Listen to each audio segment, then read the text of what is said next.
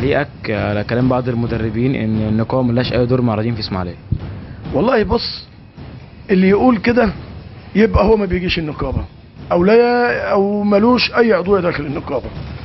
النهارده الحمد لله، يعني انا عايز اقول لك احنا عملنا رحله للنقابه، كانت الرحله تكلفتها 600 جنيه من الشركه، تمام. احنا دعمنا العضو ب 50%، واخد بالك، دعمنا العضو ب 50%. العضو ما بيجيش. قلت لحضرتك ان احنا بنعمل اللي هو الرعايه الصحيه. واخر حاجه احنا دلوقتي متعاقدين مع شركه قناه السويس للتامين. العضو بيجي بيسدد نسبه للعلاج. يبقى ده اللي بيقول لك كده ده تلاقيه قاعد في بيتهم او نايم او الزمن سقط منه كده يعني. انما معظم الناس اللي بتيجي لمسه ان هناك جهد بيبذل، واحنا ما بنسيبش اي الرياضي اللي بنقول عضو في النقابه اذا تعبان او اذا كان ليه مشكله بنجري جري عليه. المعاش بالنسبه للاعضاء معاش قليل جدا، ضئيل جدا جدا جدا. كام يا دكتور؟ يعني هو ابتداء الفتره اللي فاتت كان 40، وابتداء من 2013 هيبقى 80. واحنا لما كنا في الجمعيه العموميه مع سياده وزير الشباب والرياضه، وعد ان هو هيدعم النقابه العامه ب 2 مليون جنيه، بالاضافه لمحاوله زياده المعاشات من صندوق الرياضه بالوزاره.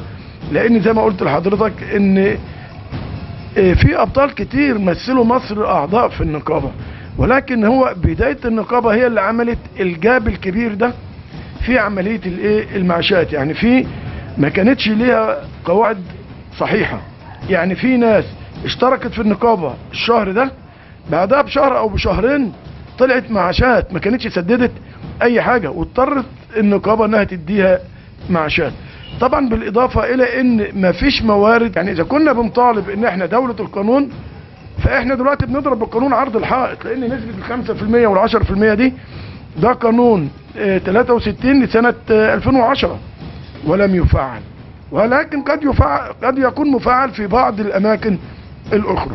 انما المشكله، هل انا لو الانديه جت وقالت احنا ما معناش فلوس والكلام ده، هل هنبدا نخش في قضايا مع هذه الانديه؟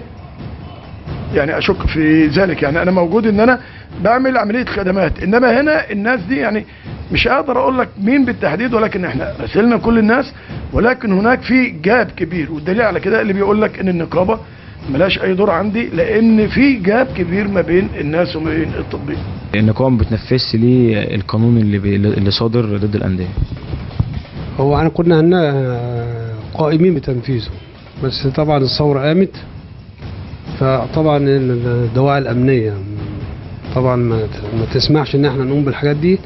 هو كنا هنعمل الاتي: تقوم لجنه من النقابه تروح على النوادي تشوف الناس اللي مسجله من الناس مش مسجله. اذا المدير النادي رفض بنطلب الشرطه بتيجي تعمل محضر، بنبدا الاجراءات القانونيه. ده المفروض يتعمل. في مدربين خرجوا من النقابه بعد ما كانوا مشتركين فيها، ولا الموضوع ماشي ازاي؟